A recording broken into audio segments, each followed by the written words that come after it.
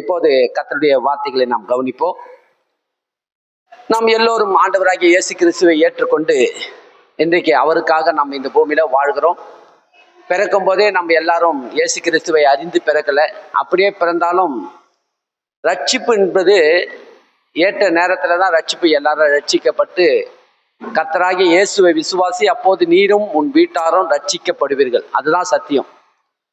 என்னதான் நம்ம தாய் வயிற்றுல பிறந்து நம்ம கிறிஸ்துவர் குடும்பத்துல பிறந்தாலும் அந்த ஒவ்வொரு மனுஷனும் கர்த்தராகிய இயேசு கிறிஸ்துவை விசுவாசித்தால் தான் ரட்சிப்பை கிடைக்கும். ரட்சிப்புன்றது பிறக்கும் போதே கிடைக்காது. நான் இல்லைங்க, நாங்கள் பாரம்பரியமாக நாங்கள் கிறிஸ்துவங்க, தலைமுறை தலைமுறையாக நாங்கள் கிறிஸ்துவங்க, ஆதி கிறிஸ்துவர்கள் நாங்கள், நீங்கள் எங்களுக்கு உபதேசம் பண்ணாதீங்க, நீங்களாம் இப்போ நடுவில் வந்தவங்க, உங்களுக்கு என்ன தெரியும் அப்படின்னு சொல்லிலாம் பேசுகிறாங்க. இன்னைக்கு உலகத்தில் எல்லாரும் பேசுகிறாங்க. இன்னைக்கு எல்லாரும் அப்படி பேசுகிறாங்க பாருங்க. ஆனாலும் கர்த்தர் ஆதி கிறிஸ்துவராக இருந்தாலும், தலைமுறை தலைமுறையாக கிறிஸ்துவர்களாக இருந்தாலும், பாரம்பரிய கிறிஸ்துவர்களாக இருந்தாலும் ரட்சிப்பு என்பது அப்படி கொடுக்கறது கிடையாது. ஆண்டவர் கர்த்தராகிய இயேசு கிறிஸ்துவை யார் விசுவாசிக்கிறாங்களோ அவங்களுக்கு தான் ரட்சிப்பு. ஏன்னா அவங்க உள்ளத்துல என்ன எண்ணம் வரணும் பார்த்தீங்கன்னா, அப்பா மூலமா தான் எனக்கு எல்லாம் வரும், அம்மா மூலமா தான் வரும், அவங்க எங்களுக்காக ஆசீர்வாதங்களை சேர்த்து வச்சிருக்கிறாங்க, ரட்சிப்பை சேர்த்து வச்சிருக்கிறாங்க. ரட்சிப்பெல்லாம் அவங்களால சேர்த்து வைக்க முடியாது, வாங்கி கொடுக்க முடியாது. ஆசீர்வாதத்தையும் என்ன பண்ண முடியாது, அவங்க முழுமையான ஆசீர்வாதத்தை, நிறைவான ஆசீர்வாதத்தை அவங்களுக்கு கொடுக்க முடியாது. ஒவ்வொரு மனுஷனும் அவனுக்கு என்ன பண்ணணும், விசுவாசம் உள்ளத்துல உண்டாகணும். விசுவாசம் உண்டாகி அவன் ரட்சிப்பை என்ன பண்ணணும், ஆண்டவராகிய இயேசுவை நோக்கி பார்க்கணும். நோக்கி பார்த்தாதான் பிழைப்பான் என்று வேதம் சொல்லுது. நோக்கி பார்க்கிறவன் தான் என்ன அடைவான்னு பார்த்தீங்கன்னா வெக்கம் அடைவதில்லை. நோக்கி பார்க்கிறவன் தான் என்ன பண்ணணும், தலை நிமிர்ந்து நடப்பான் என்று வேதம் சொல்லுது. அப்ப விசுவாசிக்கிறவனுக்கு தான் ரட்சிப்பு. கர்த்தராகிய இயேசு கிறிஸ்துவை விசுவாசிக்கிறது தான் ரட்சிப்பு.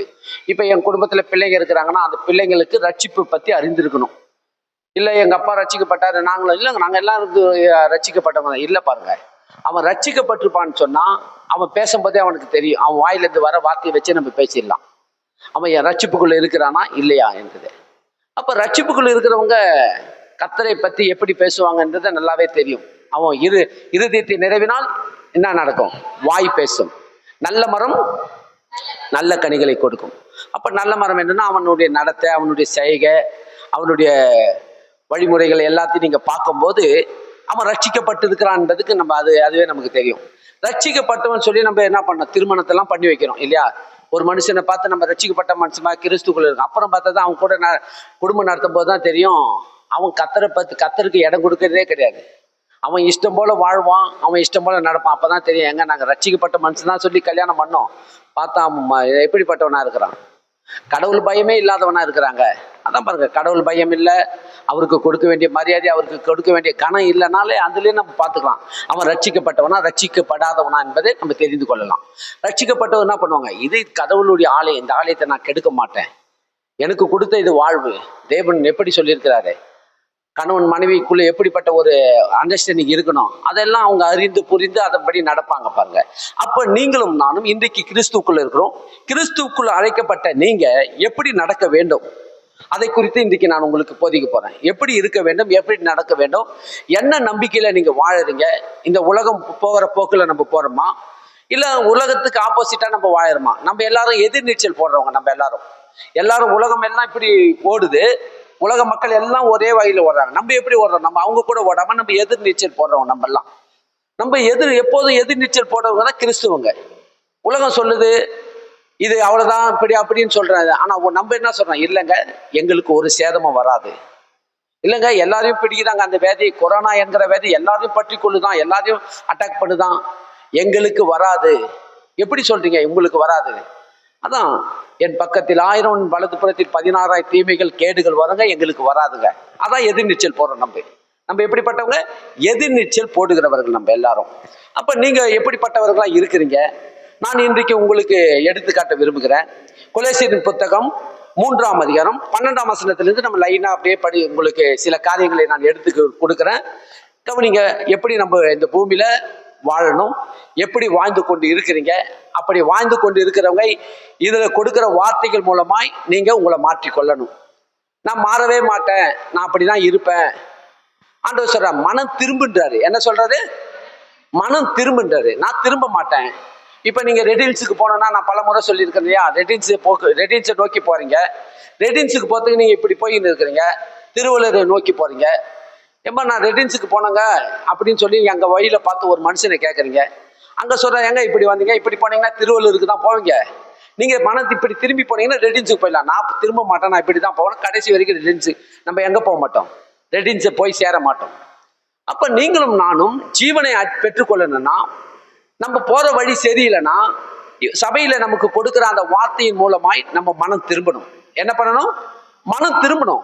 நான் திரும்ப மாட்டேன், நான் அப்படிதான் இருப்பேன், நான் அப்படிதான் இருப்பேன்னா நீங்க ஜீவனை பெற்றுக்கொள்ள முடியாது, ஜீவனை அடைய முடியாது, நித்திய ஜீவனை அடைய முடியாது, கர்த்தருடைய வழியில நடக்க முடியாது. நீங்க எந்த ராஜ்யத்துக்குள்ள இருக்கிறீங்க? தேவ ராஜ்யத்துக்குள்ள இருக்கிறீங்க. முன்னே நாம் எதுல இருந்தோம்?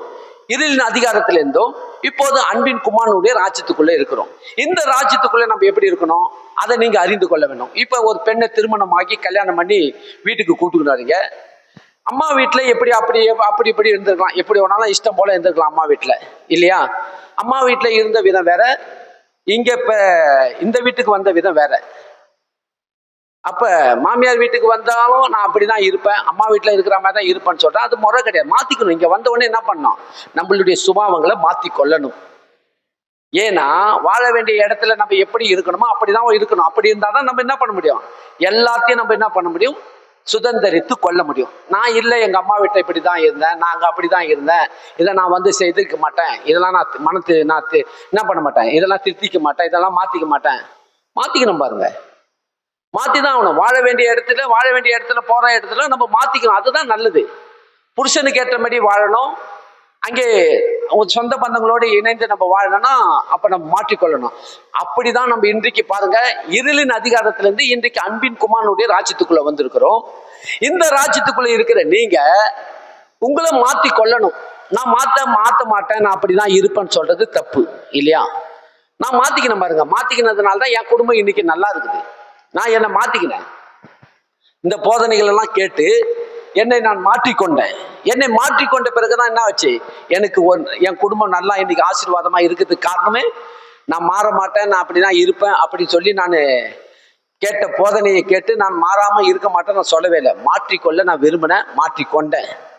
என்னென்னலாம் எனக்குள்ள தேவனுக்கு பிரியமில்லாத காரியம்லாம் இருந்ததோ அந்த பிரியமில்லாத காரியத்தெல்லாம் நான் எடுத்து போட்டு தேவனுக்கு பிரியமான காரியத்துக்குள்ள நான் என்னை ஒப்பு கொடுத்தேன். ஆண்டவரே, என்னை ஒப்பு கொடுக்கிறேன். இது வரைக்கும் நான் பிரியமில்லாமல் இருந்தேன், உமக்கு பிரியமில்லாத காரியத்தை நான் செய்து கொண்டு வந்தேன், இனி நான் செய்ய மாட்டேன், என்னை நான் ஒப்பு கொடுக்கிறேன். ஆண்டவரே, உம்முடைய வார்த்தையின்படியே நான் வாழ விரும்புகிறேன்னு சொல்லி என்னை மாற்றிக்கொள்ளும் போது இன்றைக்கு என் குடும்பத்திலே நான் ஒரு சாட்சியா நிற்கிறேன். என்னால சொல்ல முடியும், என் பிள்ளைகள் மத்தியில சொல்ல முடியும், என் மனைவி மத்தியில சொல்ல முடியும், சமுதாயத்திலே சொல்ல முடியும்.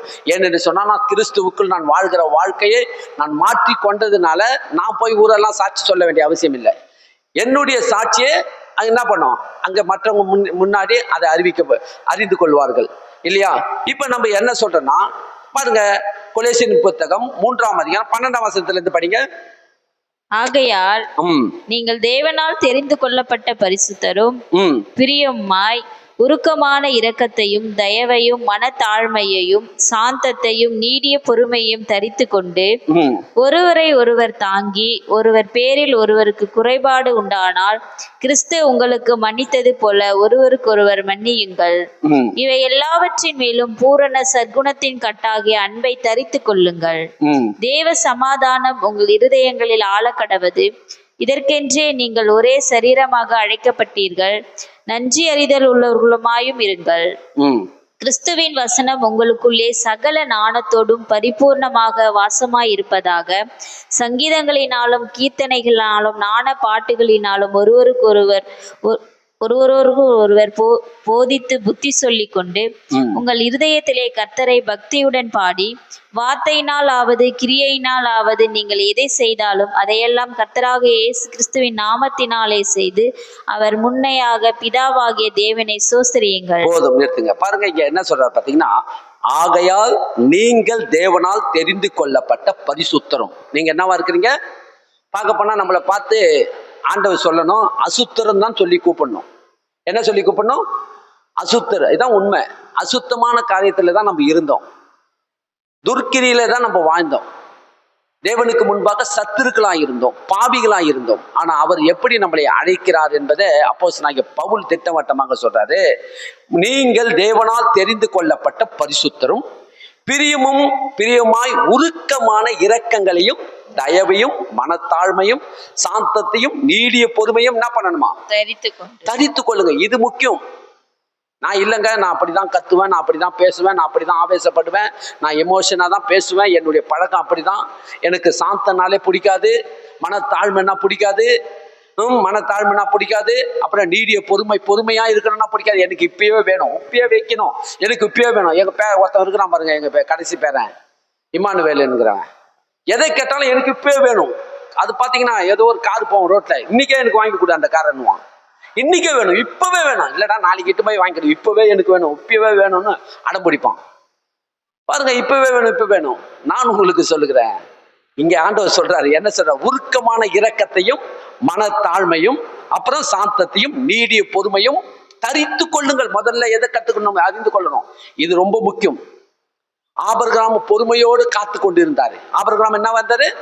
பொறுமையோடு காத்து கொண்டிருந்தாரு. கர்த்தர் வாக்குத்தத்தம் பண்ணினவர் உண்மை உள்ளவர். கண்டிப்பாக தேவன் அவர் சொல்லியிருக்கிறாரு, எனக்கு ஒரு குமாரனை கொடுப்பார், அவர் மூலமாய் அவருடைய சந்ததிகளை இந்த பூமியில பெருக பண்ணுவேன் என்று சொல்லிக்கிறார். வானத்து நட்சத்திரங்களை போல பெருகும், பூமியின் தூளை போல பெருகும், அப்புறம் கடற்கரை மணலை போல பெருகுவீர் என்று சொல்லி வாக்கு கொடுத்திருக்கிறார் என்று சொல்லிட்டு போயிட்டு, இப்ப நீங்க நம்ம சபையில நம்ம சொல்றேன், பிள்ளை இல்லாத யாராவது வந்திருப்பீங்கன்னு வச்சுங்க, நம்ம ஜெபம் பண்ணி அனுப்புறோம். பிள்ளை இல்லாத இருக்கிறவங்களுக்கு ஜெபம் பண்ணி அனுப்பும்போது, இந்த வருஷம் ஜெபம் பண்ணி அனுப்போம், அடுத்த வருஷம் பிள்ளைலாம் ஜெபம் பண்ணையா, ஒரு வருஷம் ஆச்சு ஜெபம் பண்ணி, பாஸ்டர் ஐயா சொல்லி ஜெபம் பண்ணாரு, போன வருஷம் சொன்னாரு, இந்த வருஷமாவது பிள்ளை கிடைக்கும் பார்த்தா பிறகுல அப்படின்னு சொல்லி உடனே நம்ம என்ன பண்ணோம், ஒரு வருஷம் ஜெபம் பண்ணிட்டு மறு வருஷத்துல எதிர்பார்த்துட்டு இருக்கிறோம். ஆனா இவர் எத்தனை வருஷம் எதிர்பார்த்து இருக்கிறாரு? ஆபிரகாம் சொல்லுங்க, எத்தனை வருஷம் எதிர்பார்த்து? 25 வருஷம். எத்தனை வருஷம்? 75 வயசுல கத்த சொல்றாரு, 100 வயசுல தான் கொடுக்குறாரு. அப்ப என்னத்தை கத்துக்கினாரு அவரு? பொறுமையை கத்துக்கொண்டாரு, பொறுமையா இருக்க கத்துக்கொண்டாரு. அவங்க மனைவி தான் என்ன பண்றாங்க, அவசரப்பட்டு ஏதாவது பண்ணி என்னமா பண்ணி விட்டுறாங்க அவங்க மனைவி. ஆனாலும் இவர் என்ன பண்றாரு? பொறுமையாய் காத்திருந்தார், கத்தரை விட்டு விலகாம காத்து கொண்டு இருந்தாரு. இன்றைக்கு கத்தர் அதை தான் சொல்றாரு. என்ன சொல்றாரு? உருக்கமான இரக்கத்தையும் தயவையும் மனத்தாழ்மையும் சாந்தத்தையும் நீடிய பொறுமையும் தரித்து கொள்ளுங்கள். என்ன பண்ணணுமா? தரித்து கொள்ளணும். தரித்து கொள்ளணும்னா எப்படி? நீங்க ஒரு உடையை எடுத்துட்டு வேற உடையை தரித்து கொள்றீங்களோ, இப்ப இந்த உடை சரியில்லை, இதை நம்ம கைட்டு போட்டுட்டு வேற உடையை தரித்து கொள்றோம் இல்லையா? அதே மாதிரி நமக்குள்ள இருக்கிற துர்க்கிரிகள் எல்லாம் நீக்கி போட்டுட்டு, தேவையில்லாத காரியத்தெல்லாம் எடுத்து வெளியே போட்டுட்டு, இதெல்லாம் நம்ம வெளியே அமைச்சிட்டு, அசுத்தமானது வெளியே போயிடணும், பரிசுத்தம் உள்ள வரணும், இருள் வெளியே போகணும், வெளிச்சம் உள்ள வரணும், குழப்பம் வெளியே போகணும், சமாதானம் உள்ள வரணும். இதெல்லாம் நீங்க தான் தரித்து கொள்ளணும். கர்த்தர் ஒரு ப்ரோக்ராம் செட் பண்ணி உள்ள வச்சுட்டாரு. அதுக்குள்ள நீங்க என்ன பண்ணலாம்? அதுல எதுவுமே நீங்க என்ன பண்ண சேகரித்து வைக்கலாம். ஆண்டவர் அதை தான் சொல்றாரு, இதையெல்லாம் நீங்க தரித்து கொள்ளுங்கள். இதை தரித்து கொண்டு நீங்க வாழணும். கிறிஸ்துக்குள் நீங்க தேவனுடைய ராஜ்யத்துக்குள் இருக்கிற நீங்க இதை தரித்து கொள்ளணும். நான் பாத்தீங்கன்னா உண்மையில நான் எப்படிப்பட்ட எனக்கு கோபம் வரும்ன்றது எனக்கு நல்லாவே தெரியும் இல்லையா? கோபம் எல்லாம் உங்களுடைய சுபாவம் உங்க எல்லாருக்குமே தெரியும். எல்லாருடைய சுபாவம் சில பேர் பேசினே இருப்பாங்க பாருங்க. பேசினே இருக்கும்போது நீங்க இந்த முகத்தை தான் பார்த்துக்கிறீங்க, இன்னொரு முகம் உள்ள இருக்குது, அவனை எழுப்பி விட்டுறாதீங்க அப்படிலாம் பேசுவாங்க இல்லையா? அது உண்மைதான். நம்ம அப்படிதான் இருந்தோம். பழைய மனுஷனை பார்த்தோன்னா அவன் சும்மா இருக்க மாட்டான். பழைய மனுஷன் எடுத்தோம் என்ன நடக்குது பார்த்துக்கலாம், எட்ரா பட்டயத்தை எட்ரா, என்ன நீயா நானான்னு பார்த்துலாம். அப்படிலாம் நம்ம போயிட்டு ஒரு யுத்தம் பண்றவங்களா இருப்போம், சண்டை போடுறவங்களா இருப்போம், வீம்புக்குன்னா போயிட்டு அப்படிப்பட்ட ஒரு வீம்பான காரியத்தை செய்கிறவர்களா இருந்தோம். ஆனா கர்த்தர் அதை தான் சொல்றாரு, அவனை நீங்க கலைத்து போட்டு இவர்களே தரித்து கொள்ளுங்கன்றாரு. என் ராஜ்யத்துக்குள்ள இருக்கிற நீங்க, கிறிஸ்துவுக்குள் அழைக்கப்பட்ட நீங்க, பரிசுத்தனா இருக்கிற நீங்க இதை முதல்ல தரித்து கொள்ளுங்கன்றாரு. ஒருவரை ஒருவர் என்ன பண்ணணுமா? தாங்கி ஒருவர் என்ன பண்ணணும்? ஒருவரை ஒருவர் தாங்கி ஒருவர் பேரில் ஒருவருக்கு குறைபாடு உண்டானால் கிறிஸ்து உங்களுக்கு மன்னிக்கிறது போல ஒருவருக்கு ஒருவர் மன்னிக்க. இதை நீங்க முதல்ல எங்க பழகணும் சொல்லுங்க பாப்போம். எங்க பழகணும்? முதல்ல வீட்டுல பழகணும். முதல்ல வீட்டுல பழகணும். அம்மா கிட்ட பிள்ளை இருக்குன்னா அம்மா மன்னிக்க கத்துக்கணும். அம்மா நான் தெரியாம பண்ணிட்டேம்மா அப்படின்னு சொல்லி பிள்ளை கேட்டானா, நான் உன்னை மன்னிக்க மாட்டேன்டா, ஜென்மத்துக்கு உன்னை நான் மன்னிக்கவே மாட்டேன், மன்னிக்கவே முடியாது, என்னால மன்னிக்க முடியாது. கர்த்தர் இங்க சொல்றாரு, ஒருவர் தாங்கி ஒருவருக்கு மன்னிங்கள் என்று சொல்றாரு. அம்மா தான் முதல்ல என்ன பண்ணணும்? பிள்ளை தெரிஞ்சோ தெரியாம தப்பு செஞ்சுதான் மன்னிக்க கற்றுக்கணும். இல்ல பிள்ளை அம்மா தப்பு செஞ்சுதான் பிள்ளை என்ன பண்ணுவான், அம்மா மன்னிப்பு கேட்கறான், அம்மா மன்னிக்கணும். இப்படி நீங்க மன்னிக்கிறவர்களா இருக்க வேண்டும். கணவன் மனைவிக்குள்ள இருப்பீங்கள் என்று சொன்னால், கணவன் மனைவிக்குள்ள ஏதோ புருஷன் ஏதோ தெரிஞ்சோ தெரியாம தப்பு செஞ்சிருக்கான், மன்னிப்பு கேட்கறான்னு மன்னிக்க கற்றுக்கொள்ளணும். இல்ல மனைவி தப்பு செஞ்சா மன்னிக்க கற்றுக்கொள்ளணும். கர்த்தர் சொல்றார், ஒருவர் பேரில் ஒருவர் உங்களுக்கு குறைபாடு உண்டானால் நீங்க மன்னிக்க கட்டுங்க. ஒருத்தர் சொல்லிட்டு போயிட்டாரு, வாழ்க்கையிலே எனக்கு பிடிக்காதது மன்னிப்பு, மன்னிப்பை தவிர நீ வேற ஒன்னா எது வேணாலும் சொல்லு. யார் சொன்னது? மன்னிப்பு பிடிக்காதான் அவருக்கு. எனக்கு பிடிக்காதது, தமிழ்ல பிடிக்காத வார்த்தை மன்னிப்பு. அதை விட்டு வேற எதனா கேள்வி, மன்னிப்பு தானே என் இருக்கிறதுல சிறந்தது. அதுதான் நம்மளுக்கு முக்கியமானது. ஏன்னா மன்னிப்பு பிடிக்காதுன்னு சொல்லிட்டுன்னா அதை எடுத்துட்டீங்கன்னா, மன்னிப்பை எடுத்துட்டீங்கன்னா குடும்பத்துல எப்போது என்ன இருக்கும், விரிசலாவே தான் இருக்கும் அந்த குடும்பம். அது என்னைக்கும் ஒண்ணு சேராது. விரிசலா இருக்கப்பட்டது இணைக்கணும்னா மன்னிப்பு தான் அதுக்கு சொல்யூஷனே, வேற ஒண்ணும் கிடையாது. மன்னிக்க கட்டுங்க. இல்லைங்க நான் மன்னிச்சுட்டேன், இல்லைங்க நான் இப்படிப்பட்ட பாவம் செஞ்சிருக்க கூடாது, இதை செஞ்சது என்னாலே பொறுக்க முடியல, நீ ஏன் கவலைப்படுற, நானே அது பெருசா நினைக்கல, நான் மன்னிச்சுட்டேன். இதுக்கு ஆதரவு, இதுக்கு முக்கியமா யாருக்கிட்ட மன்னிப்பு கேட்கணும்? புருஷன் தான் இதுக்கு மெயின். புருஷனே மன்னிச்சுட்டேன் பிறகு நீ ஏன் அதை பெருசா நினைக்க? அடுத்தது புருஷன் மன்னிச்சுட்ட உடனே தேவனுடைய சமூகத்துல போய் உட்கார்ந்து, ஆண்டவரே இனி நான் இந்த காரியத்தை நான் செய்ய மாட்டேன் ஆண்டவரே, இனி இப்படிப்பட்ட காரியத்தை உமக்கும் பிரியம் இல்லாத என் புருஷனுக்கு பிரியம் இல்லாத நான் செய்ய மாட்டேன், என்னை ஒப்பு கொடுக்கிறேன். யார் சொல்லணும்? மனைவி சொல்லணும். அப்படியே புருஷன் தப்பு செஞ்சிருந்தாலும், ஆண்டவரே உமக்கு பிரியம் இல்லாத என் மனைவிக்கு பிரியம் இல்லாத இந்த காரியத்தை நான் செஞ்சுட்டேன், இன்றைக்கே நான் அறிக்கை செஞ்சிட விட்டுறேன், ஆண்டவரே என்னை மன்னிங்க. ஆண்டவர் அதான் சொல்றாரு. உங்க இதை மறுபடியும் செய்ய செய்ய குடும்பத்துல எப்போது என்ன இருக்கணும் பாத்தீங்கன்னா, பிளவு உண்டாகினே தான் இருக்கும். குடும்பத்திலே சமாதானம் குலைந்து போய்கினே தான் இருக்கும். பாருங்க, இவைகளை எல்லாவற்றில் மேலும் பூரண சற்குணத்தில் கட்டாக அன்பை என்ன பண்ணணுமா? இதுக்கெல்லாம் முதல் படி என்னது? அன்புதான். அன்புதான். வெறும் மன்னித்தா மட்டும் போதாது. மன்னிச்சுட்ட போ இப்போ அப்படி சொல்லக்கூடாது. மன்னிச்சுட்டேன் வா, என்ன பண்ணணும்? மன்னிச்சுட்டேன் என் மகளே, என் மகனே மன்னிச்சுட்டேன், என் மனைவியே நான் உன்னை மன்னித்துட்டேன், என் தாயே உன்னை மன்னிச்சுட்டேன், என் சகோதரனே நான் மன்னிச்சுட்டேன், நான் மறந்துட்டேன். அன்பு அதுல இணைக்கணும். இதுக்கு முதல் ஆதாரம் எதுவா இருக்குது? இதுக்கு முதல் படி எதுவா இருக்குது? அன்பு. அன்பை சொல்றாரு பாருங்க. இவைகளை நீங்கள் அன்பு இல்லைங்க, எனக்கு அன்புனாலே எனக்கு என்னன்னே தெரியாது, அந்த உலகத்துக்குரிய அன்பை விடுங்க, தேவனுடைய அன்பு உங்க இருதயத்தில் நான் ஊற்றுன்றாரு. நான் ஊற்றுன்றாரு, உங்க இருதயத்துக்குள்ளே நான் ஊற்றுகிறேன். தேவனுடைய அன்பை அவர் ஊட்டுகிறாரு. அப்ப நீங்க என்ன பண்ணணும்? அன்பை எதுங்க. அப்புறம் தேவ சமாதானம் உங்கள் இருதயங்களிலே ஆழக்கடவுதான். யாருடைய சமாதானம் இருக்கணுமா? கர்த்தர் வேண்டிய உலகம் பிரகாரமான சமாதானம் இல்லைங்க. உலகம் கொடுக்க முடியாத சமாதானம் கர்த்தர் உங்களுக்கு அனுப்புகிறாரு.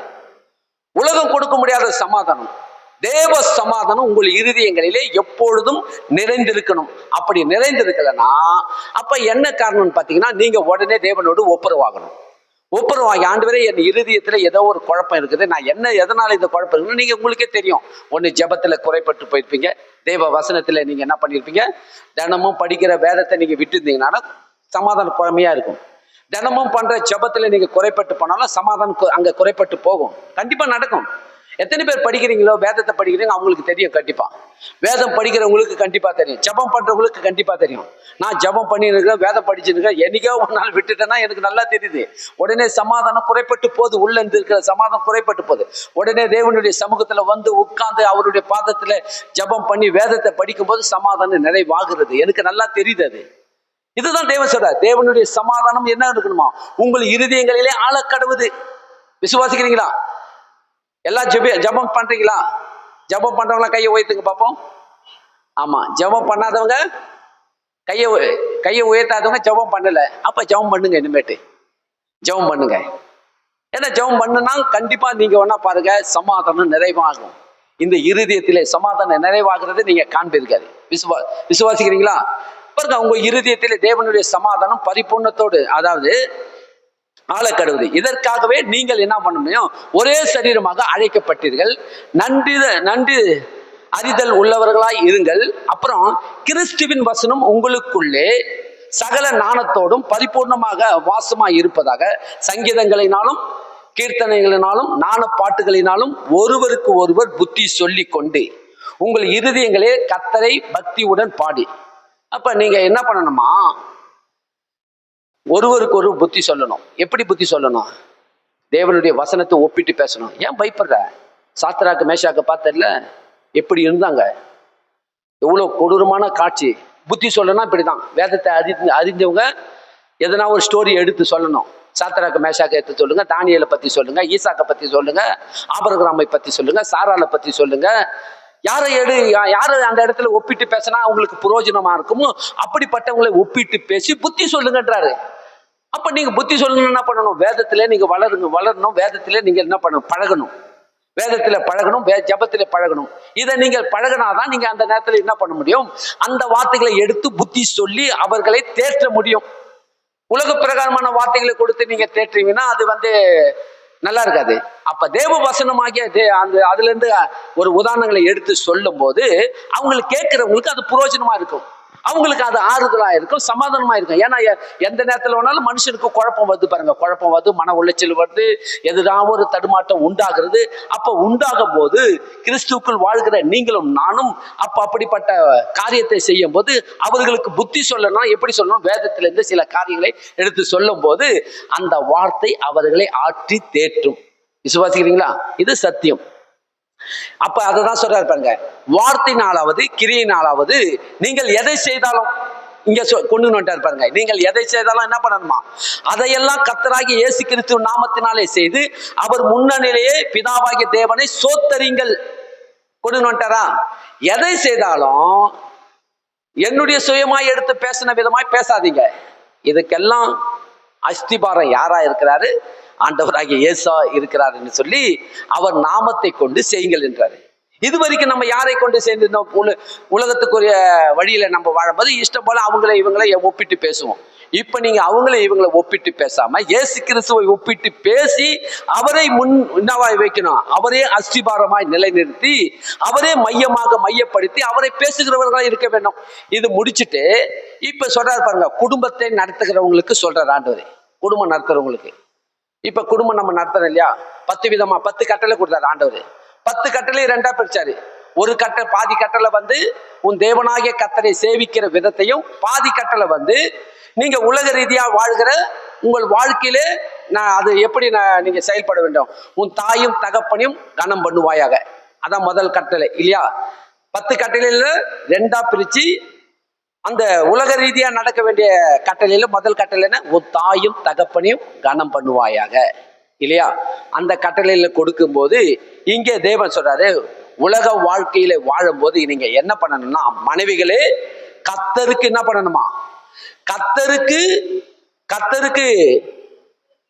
பாருங்க, கர்த்தருக்கு ஏற்றபடி உங்கள் புருஷருக்கும் கீழ்ப்படிங்கள். அதாவது கர்த்தருக்கு எப்படி கீழ்ப்படிந்து நடக்கிறீங்களோ, ஆலயத்துக்கு போகணும், தேவனுக்கு கொடுக்க வேண்டிய மரியாதையை கொடுக்கணும், சபைக்கு போய் கர்த்தருடைய வார்த்தையை கேட்கணும், ஆராதனை செய்யணும், அவருக்கு பயந்து என்னென்னலாம் நீங்க செய்ய விரும்புறீங்களோ அதுக்குதான். கர்த்தருக்கு ஏற்றபடியே உங்கள் புருஷனுக்கும் கீழ்ப்படிங்க. யாருக்கு கீழ்ப்படியுமா? புருஷருக்கு. கர்த்தருக்கு கீழ்ப்படுறீங்க இல்லையா? கர்த்தருக்கு மரியாதை கொடுக்குறீங்க இல்லையா? கர்த்தரை கனம் பண்றீங்க இல்லையா? கர்த்தரை கனம் பண்ணுகிற விதமாகவே புருஷனையும் கனம் பண்ணணுமா? நீங்க கிறிஸ்துவுக்குள் வாழ்கிற வாழ்க்கையில நீங்க எப்படி வேணாலும் இல்லைங்க, அதே வாழ்க்கை தான் நான் இல்ல. உங்களை மாற்றிக்கொள்ளணும். மாற்றிக்கொண்டாதான் நம்மளுடைய வாழ்க்கையில நம்ம எப்படிப்பட்டவர்களா இருக்கிறோம் என்பதை நம்மளுடைய சாட்சி என்ன பண்ண முடியும்? வெளியே போய் செல்லும். குடும்பத்துல நீங்க சாட்சிகளா இருந்தாதான் அந்த தெருவுல சாட்சியா இருக்க முடியும். அந்த தெருவுல சாட்சியா இருப்பீங்கன்னா ஒரு சமுதாயத்துக்கு அது போய் சேரும். ஒரு சமுதாயம் ஒரு நல்ல விதமா இருந்ததுன்னா அந்த நகரம் என்ன இருக்கும்? எப்படி இருக்கும்? அந்த நகரத்திலேயே அது என்ன இருக்கும்? பிரயோஜனம் உள்ளதா இருக்கணும். படிப்படியா தான் என்ன பண்ணும்? ஒரு தேசமாக உருவாக்கப்படுகிறது. அப்ப வீட்டுக்குள்ளதான் நீங்க எப்படிப்பட்டவர்களா இருக்கணும்? கர்த்தருக்கு ஏற்றபடி உங்கள் புருஷருக்கும் உங்கள் சொந்த என்ன பண்றாரு? உங்கள் புருஷருக்கு கீழ்ப்படிங்கள். அதோட விட்டுடலாம் இல்லையா? இப்ப புருஷனை பார்த்து சொல்றாரு, புருஷர்களே உங்கள் மனைவிகளில் என்ன பண்ணணுமா? அன்பு கூறுங்கள். எத்தனை பேர் அன்பு கூறுறாங்க தெரியல.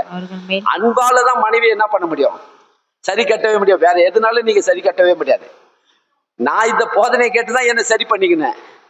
இதுதான் சத்தியம். இந்த போதனை கேட்டேன். இந்த போதனையை கேட்டு மனைவி இடத்துல அன்பு கூறுகிறவனா மனைவி கேட்டு பாருங்க, எப்படிப்பட்டவனா இருந்தேன்னு கேட்டு பாருங்க. எப்ப பார்த்தாலும் எரிச்சலும் கோபமும், எப்ப பார்த்தாலும் இன்னும் மனைவின்றது நமக்கு என்னமோ அவங்களை அடிமை மாரி இன்னைக்கு பாக்குறாங்க நிறைய பேர். மனைவி வந்து அவங்க வந்து வேலைக்காரிக்கு ஒப்பா பார்க்கணும்பா. எதுக்குப்பா மனைவி?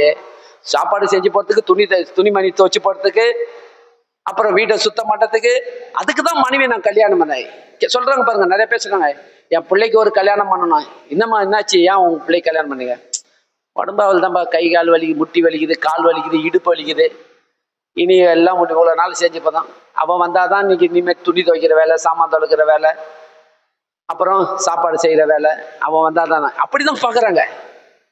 என் மனைவி என்ன எப்படி பார்க்கணும், நான் என் பிள்ளைய எப்படி பார்த்தனும், அடுத்தது என் மனைவி, அவனுடைய மனைவி வந்து அந்த என் பிள்ளைய அப்படி பார்க்கணுன்ற எண்ணத்துல பண்றது கிடையாது. வீட்டுக்கு துணி துவைக்கணும், சாமான் துவைக்கணும், அப்புறம் சாப்பாடு செய்யணும், வீட்டை பெருக்கணும், அதை பார்க்கணும், இதை பார்க்கணும், அப்படிதான் நினைக்கிறாங்க. இல்ல பாருங்க, தாய்க்கு பின் யாரு சொல்லுங்க? தாரம். தாய் எந்த அளவுக்கு அவன் பிள்ளைய எப்படி கவனித்து கொண்டாங்களோ, அடுத்தது அவனுக்கு ஒரு மனைவி வந்தா அவங்க கவனித்துக்கிறாங்கன்னா எனக்கு கொஞ்சம் ரிலீஃப் கிடைக்கும். ஏன் அவங்களுடைய மனைவி வந்தாங்கன்னா அவனுக்கு தேவையானதெல்லாம் செய்வாங்க. அப்போ எனக்கு கொஞ்சம் நான் ஃப்ரீயா இருப்பேன். அப்படிப்பட்டு பேசுறது கிடையாது. இப்ப புருஷங்களும் அப்படிதான் பாக்குறாங்க. துணி துவச்சியா, சாமான் தொலைக்கணியா, சாப்பாடு செஞ்சு வச்சா, நான் வர நேரத்துக்கு சாப்பாடு ரெடியா இருக்கணும், அப்படிதான் பாக்குறாங்க. இன்னைக்கு பாருங்க, தேவன் அப்படி பார்க்காதீங்கன்றாரு.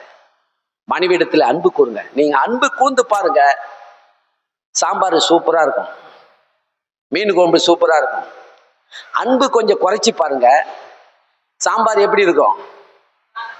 வேற மாதிரி இருக்கும். மீன் குழம்பு வேற மாதிரி இருக்கும். காப்பி கூட நல்லா இருக்காது, தண்ணியா இருக்கும். எனக்கு நேரத்து காப்பி திக்கா போட்டு தரணும், தண்ணியை ஊத்தி எடுத்து போய் கொஞ்சம் கூட சர்க்கரையை போட்டு கொஞ்சம் கலந்து குத்தரலாம். அன்பு செலுத்தி பாருங்க, காப்பி முதல் கொண்டு சாப்பாடு வரைக்கும் எல்லாமே சகலமும் அற்புதமாக உங்களுக்கு கிடைக்கும். மனைவி இடத்துல அன்பு கூறணுங்க. எத்தனை பேர் விசுவாசிக்கிறீங்க சொல்லுங்க? மனைவி இடத்துல நான் அன்பு கூறுவோம் சொல்லுங்க. ஒரு புருஷன் தான் இருக்கிறாரு இல்லையா?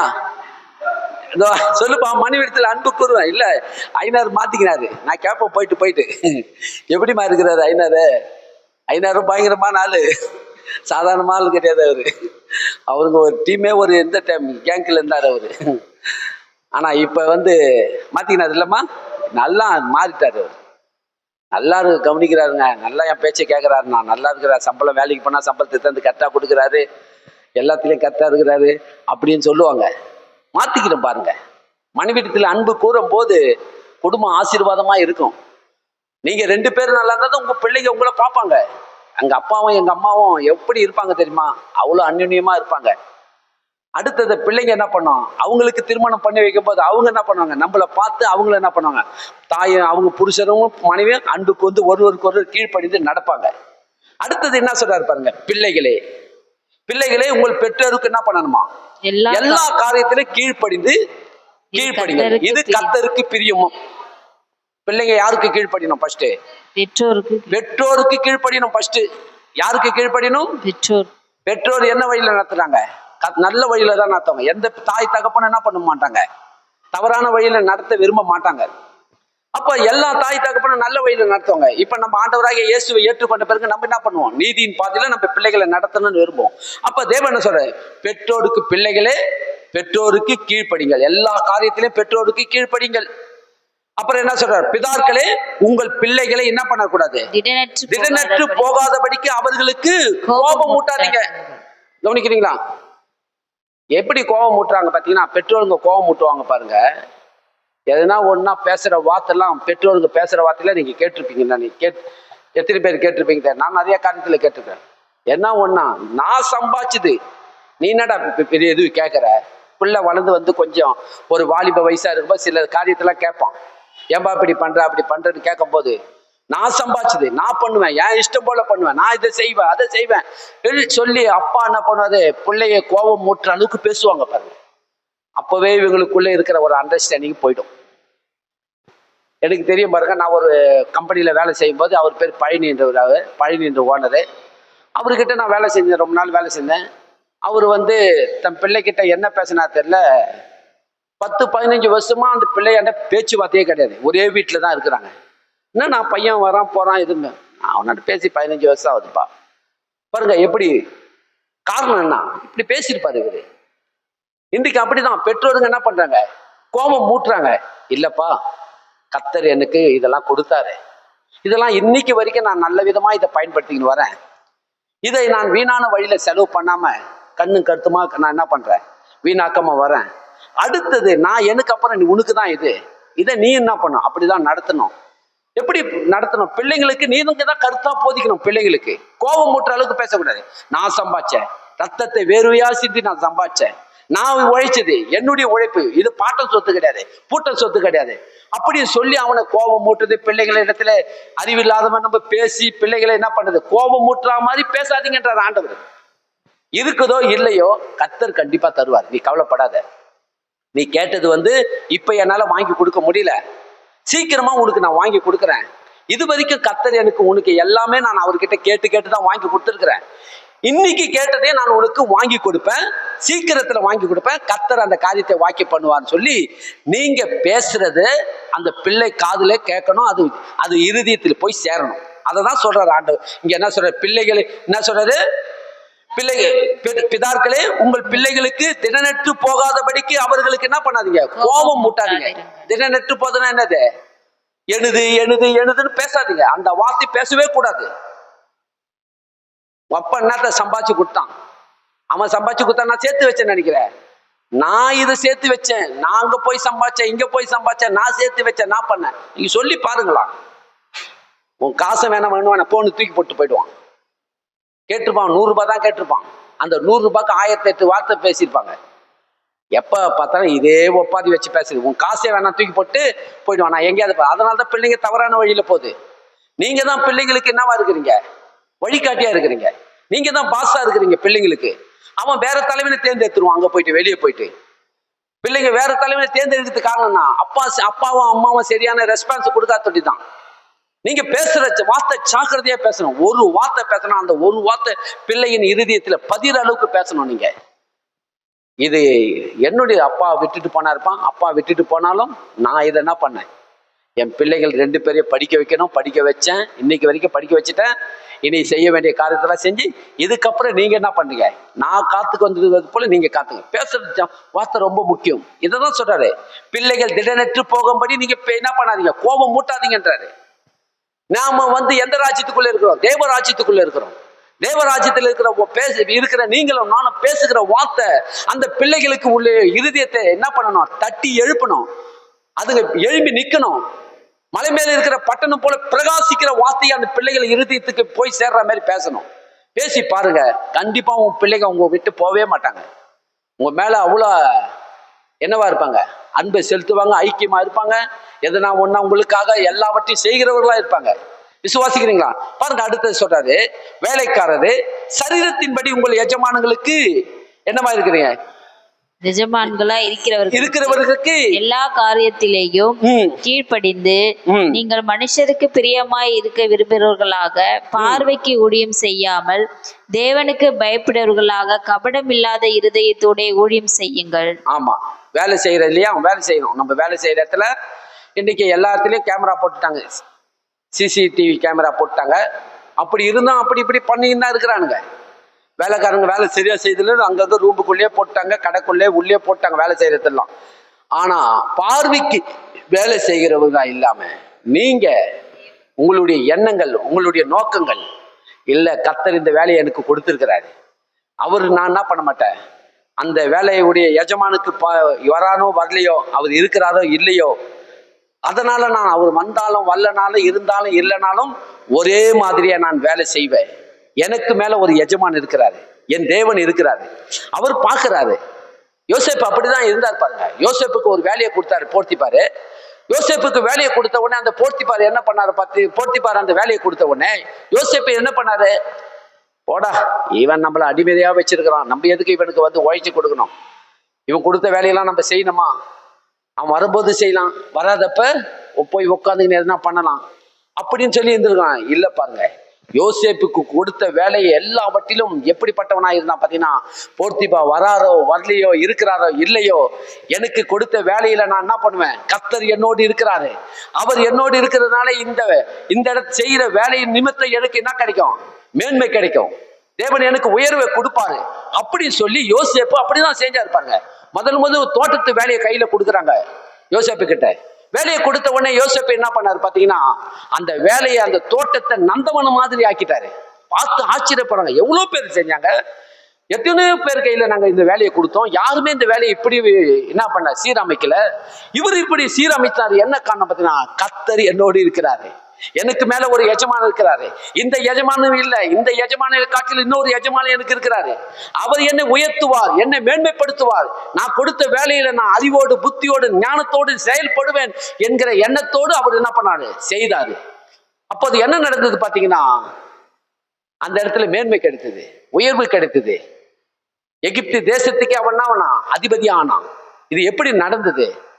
இங்க பார்க்க உங்களுக்கு வேலை கொடுத்த எஜமானி இருக்கிறாரோ இல்லையோ, பார்க்கிறாரோ பார்க்கலையோ, அதை பத்தி நீங்க என்ன பண்ணக்கூடாது, அது தேவையில்லை.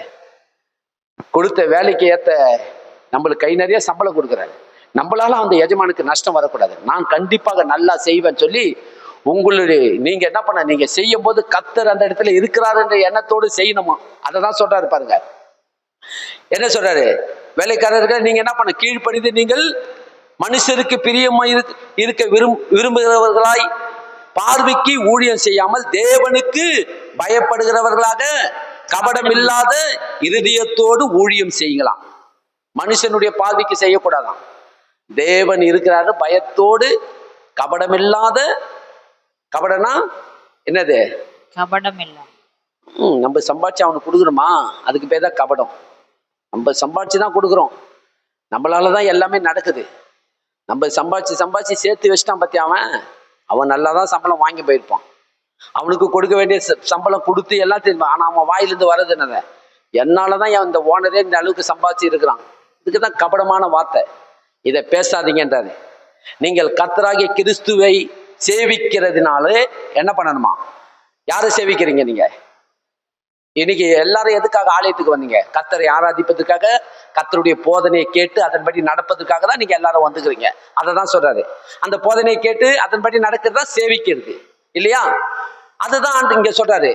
நீங்கள் எல்லாரும் நீங்கள் கர்த்தராகிய கிறிஸ்துவை சேவிக்கிறதுனாலே என்ன பண்ணணுமா, சுதந்திரமாகிய பலனை கர்த்தராலே பெறுவீர்கள் என்று அறிந்து.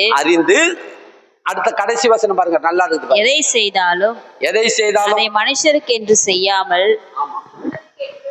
நீங்கள் எதை செய்தாலும் என்ன பண்ணணுமா, கர்த்தருக்கென்றே செய்யணும்.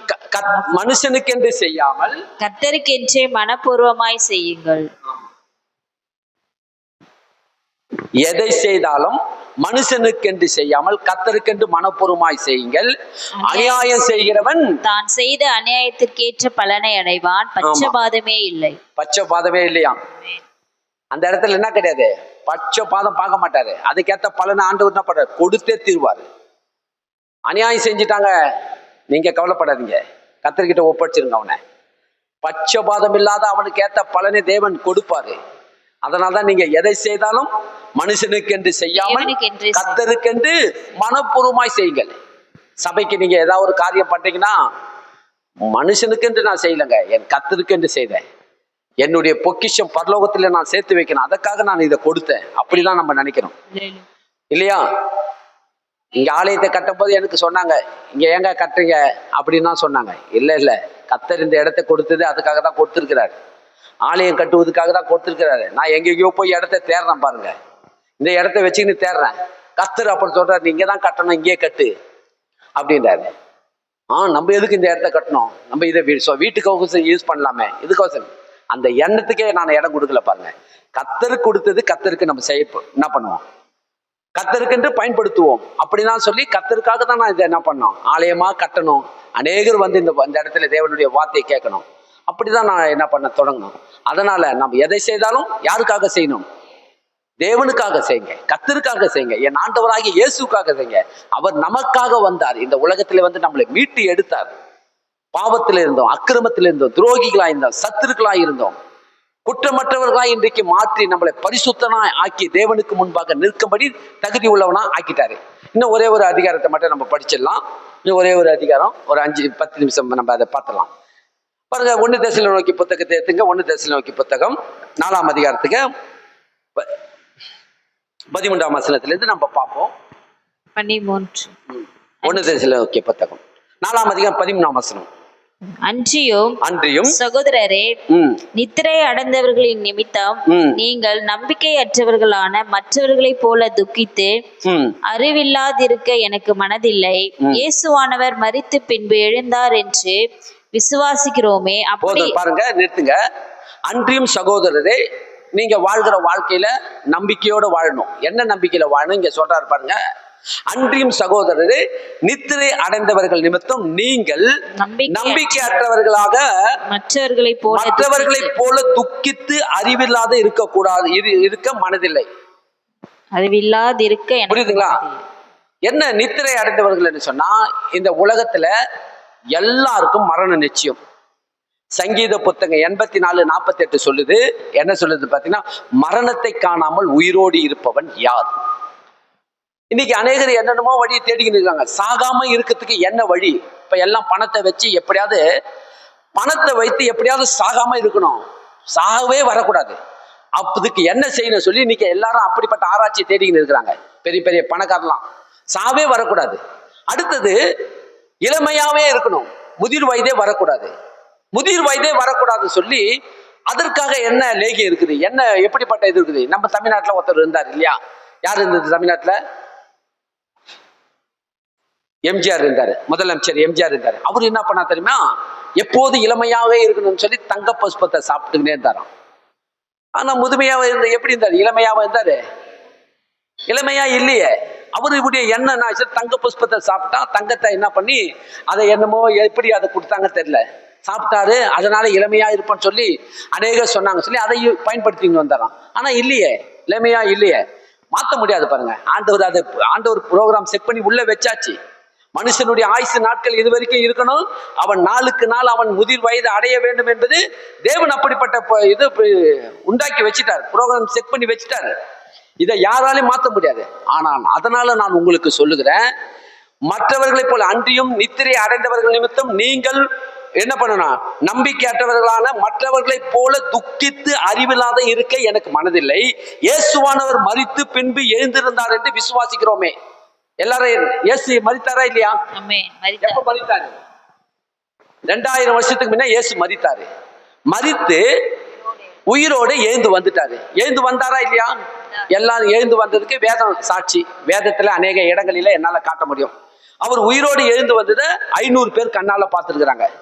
40 நாள் இந்த பூமியில இருந்தாரு. அவர் உயிரோடு வந்து எத்தனை நாள் இருந்தாரு? 40 நாள் எல்லாருக்கும் தரிசித்தார் என்று அநேகர் பார்த்தாங்கன்னு சொல்லியிருக்கேன். அதனால விசுவாசித்தோமே.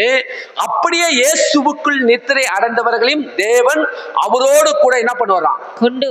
கொண்டு வருவார். இது நடக்க போகுது. எத்தனை பேர் நம்புறீங்க? இது மாற்றமே இல்லை.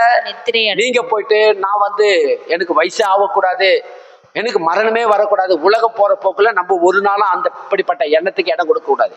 உலகம் அப்படிதான் இன்னைக்கு போயின்னு இருக்குது. வயசே ஆகக்கூடாது, மரணமே வரக்கூடாது அப்படின்னு சொல்லி என்னென்னமோ பண்ணிட்டு இருக்கிறாங்க. அது நடக்கவே நடக்காது. நீங்களும் நானும் இயேசுவானவர் மரித்தது போல நம்மளும் மரிப்போம். அவர் உயிரோடு எழுந்து வந்தது போல நம்மளும் எழுந்து வருவோம். இதுதான். எப்போது இந்த சரீரம் மாறும். இப்போது இந்த சரீரத்திலே என்ன வேணாலும் வரும், வியாதி வருது, என்ன வேணாலும் சோர்வாகுது, பலவீனமாவது. இது பாவப்பட்ட சரீரம். இந்த சரீரம் வந்து அப்பொழுது என்னன்னா முழுமை அடையுமா? என்ன முழுமை அடையுமா? அழிவுள்ளதாகிய இது அழியாமை தரித்து கொள்ளும். சாவுக்கு எதுவாகிய இந்த சரீரம் சாவாமை தரித்து கொள்ளும். பலவீனமான சரீரம் பலனை பெற்றுக் கொள்ளுமா? எப்ப நடக்கும்? இயேசு எப்போது வருவாரோ அப்போது கிறிஸ்துவுக்குள் மரித்தவர்கள் முதலாவது எழுந்திருக்க போறாங்க. இது நடக்க போகுது.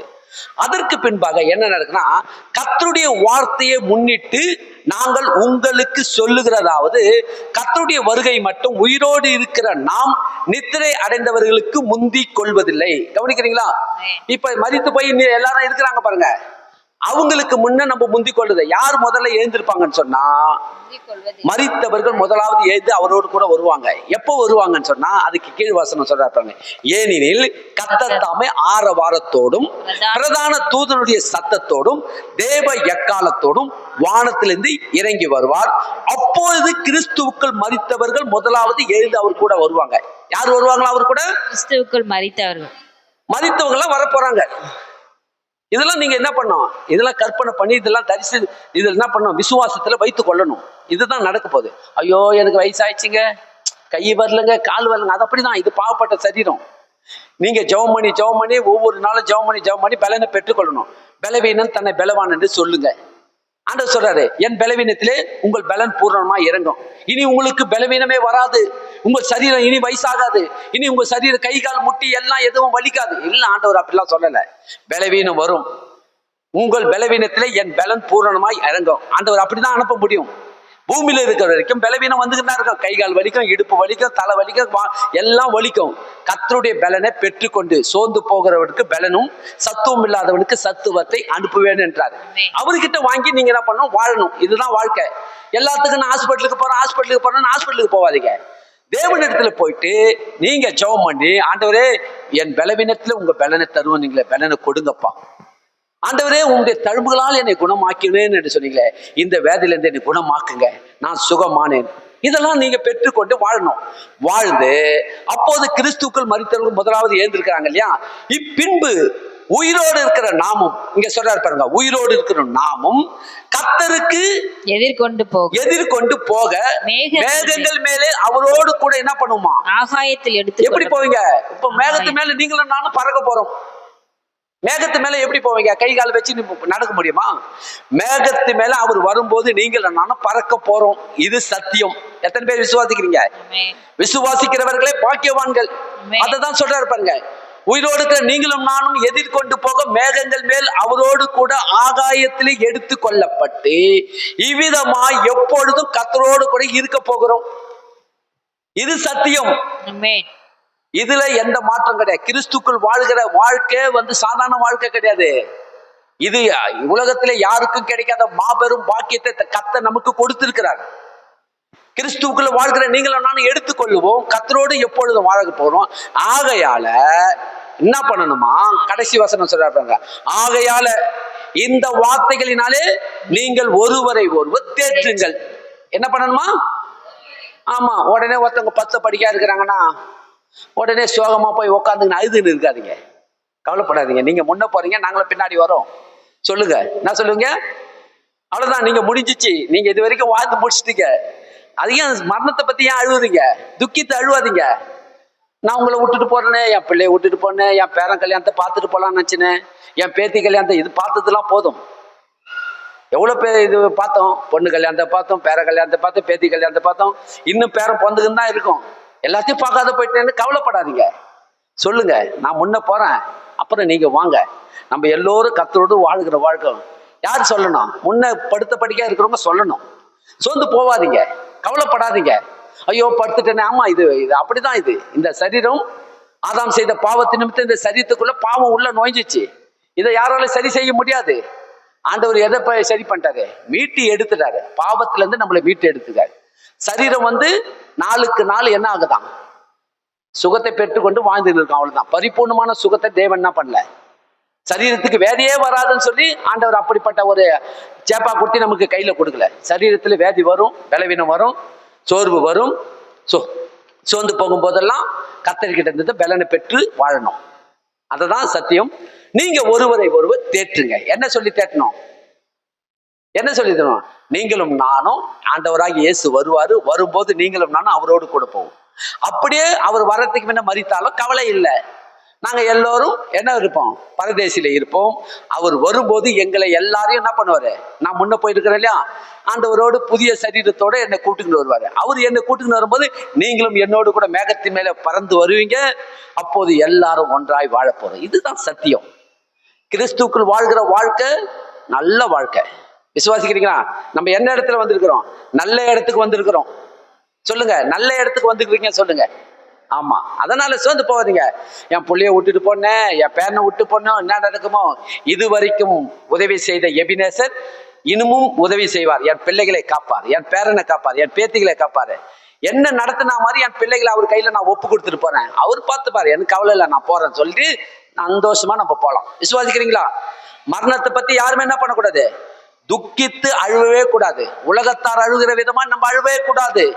மற்றவர்களை போல துக்கித்து அழுகிறது எனக்கு மனதில்லை என்றார் அப்போஸ்தலனாகிய பவுல். நல்லது இல்லைன்றாரு. அதை செய்யாதீங்க. விசுவாசிக்கிறீங்களா? நல்லது இருந்தாலும் போகும்போது கஷ்டமா தான் இருக்கும். இவ்வளவு நாள் அம்மா என்ன வளர்த்தாங்க, அப்பா வளர்த்தாங்க, என்னை விட்டு போறாரு. கொஞ்சம் அழுகலாம், அழுதுட்டு பரவாயில்ல எங்கள் அம்மா போனாங்களாம், நான் அடுத்தது அங்கே நானும் போவேன் அப்படின்ற எண்ணம் நமக்கு வரணும்.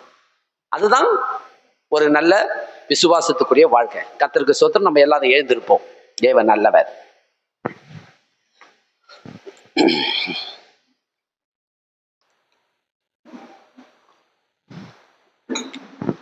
நன்றி தகப்பனே, நன்றியோடு உம்மை துதிக்கிறோம். இன்றைக்கு ஆண்டவரே எங்களோடு பேசின வார்த்தைகளுக்காக ஸ்தோத்திரம் கர்த்தாவே. எங்களை தாழ்த்துகிறோம், அர்ப்பணிக்கிறோம், ஒப்பு கொடுக்கிறோம் ஆண்டவரே. இம்மட்டமா எங்களோடு நீ பேசினதுக்காக ஸ்தோத்திரம் ஆண்டவரே. எதை செய்தாலும் ஆண்டவரே மனுஷனுக்கென்று நாங்கள் செய்யாமல் கர்த்தருக்கென்றே நாங்கள் செய்கிறவர்களா இருக்க வேண்டும். எதை செய்தாலும் கர்த்தருக்கென்று செய்யும் போது உண்மையாகவே ஆண்டவரே எங்கள் பொக்கிஷங்களை பரலோகத்திலே நாங்கள் சேர்த்து வைக்கிறோம். அங்க பூச்சியும் இல்லை, துருவும் இல்லை, கெடுக்கிறதுக்கு ஒன்றும் இல்லை ஆண்டவரே. என் தேவனுக்காக நாங்கள் அந்த பூமியில வாழும்போது எங்கள் கர்த்தர் எல்லாவற்றிலும் எங்களை ஆசீர்வதித்து வழி நடத்துவீர். என் சபை மக்களை ஆசீர்வதிங்க, வழி நடத்துங்க. அவர்களுடைய போக்கையும் வரத்தையும் ஆசீர்வதிங்க. எல்லாவற்றிலும் வாழ்ந்து இவர்கள் சுகமாய் இருக்கட்டும். இயேசுவின் நாமத்தை ஜெபிக்கிறோம் நல்ல பிதாவே, ஆமென். எங்கள் ஆத்துமாவே கர்த்தரை ஸ்தோத்திரி, என் முழு உள்ளமே பரிசுத்த நாமத்தை ஸ்தோத்திரி. என் ஆத்துமாவே கர்த்தரை ஸ்தோத்திரி. கர்த்தர் செய்த சகல உபகாரங்களை மறவாதே. கர்த்தராகிய இயேசு கிறிஸ்துவின் கிருபையும் பிதாவாகிய தேவனுடைய அன்பும் பரிசுத்த ஆவியானுடைய ஐக்கியமும் சமாதானமும் சந்தோஷமும் நம் சபையார் அனைவரோடு கூட இருப்பாராக. ஆமென். ஒருவரை ஒருவர் கர்த்தரோடு வாழுங்கள் என்று சொல்லுங்க.